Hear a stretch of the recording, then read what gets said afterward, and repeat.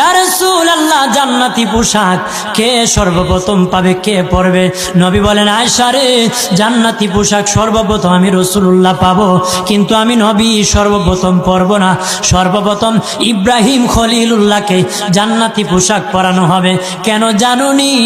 ইব্রাহিম নবীকে নমরুদের আগুনে যখন ফেলে দেওয়া হয়েছিল, দুনিয়ার সব ছেড়ে দিয়েছিল, বাড়ি ছেড়ে দিয়েছিল, সম্পদ ছেড়ে দিয়েছিল, মা বাবা ছেড়ে দিয়েছিল, এমনকি গায়ের জামা যখন খুলে নেয়, ইব্রাহিম কয়েক কাপড় ছেড়ে দিতে পারি, আমার আসমানের মালিককে ছেড়ে দিতে পারি না।